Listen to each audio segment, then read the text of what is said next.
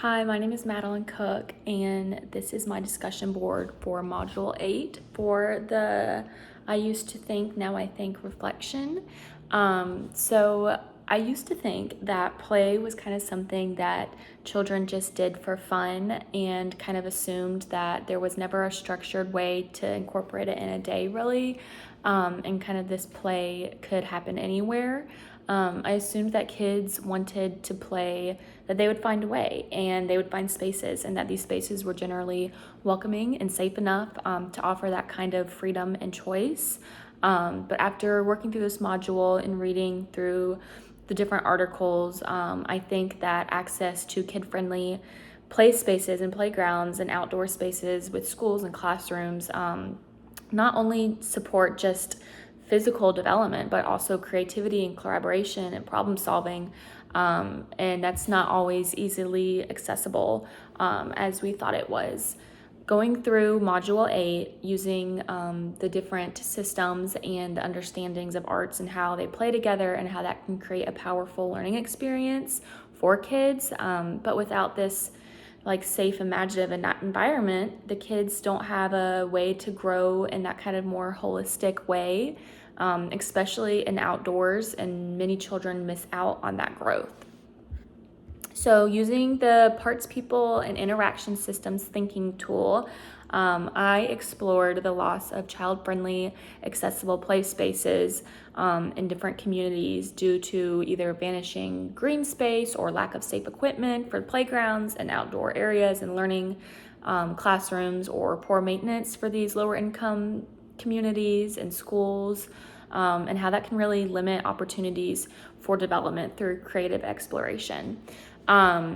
So parts of the system include urban development and land use decisions, and this can look like local government and city planning priorities and what the town and community looks at the priorities of schools and communities. Also budgets for parks and recreation, availability for safe and inclusive equipment, also public transportation to get these kids access to these play areas and to these learning growth areas. The people that are connected to this system would be like children and families, city planners and government officials, any local nonprofit and community organizations that would help get these projects going. Also educators and childhood activists in the community, things like school board and who's going to advocate for these kids. And also neighborhood residents, the people that are going to have these parks and recreation access in their neighborhoods and in their town.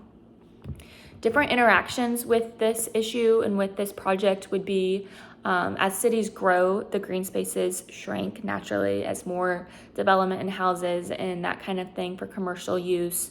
The parks and different growth areas are then taken up by commercial use of things, and those natural play areas are less and less in the big city areas. Also, limited funding and poor planning are results in playgrounds that are outdated or unsafe, and they're not accessible for children with disabilities. That's been a huge one looking into this. Most of the playgrounds in these low-income areas are very outdated and not accessible for all children. And families without nearby spaces for transportation to get to these safe places. So there's no way for these children to engage kind of in this like unstructured creative play that helps this holistic growth and learning when kids do learn outside. And teachers may want to extend their learning outdoors, but lack of community partnerships or safe environments to do so are a factor. So maybe teachers do want to try to get their kids out, but there's a lack of funding or lack of community support that funds these types of programs to get kids out. The systemic impact would be when communities don't prioritize the accessibility of natural and well-designed play spaces for children, especially in those under-resourced areas, they miss out on this critical opportunity to develop creative empathy and resilience through play. And a single change, such as cutting funding for park maintenance or lowering the budget for a park, can kind of spark a chain reaction that affects like the overall health, learning, and community connection with kids in an environment. Looking forward for kind of a solution, I think this reflection has definitely shaped my thinking on the final project that we're going to do, and I kind of plan to design a community-based initiative that kind of reclaims that unused and underutilized spaces, either those empty lots or schoolyards that can be revamped with community support and funding, and kind of that transforms into this safe and creative, inclusive play area that can foster that growth of holistic learning.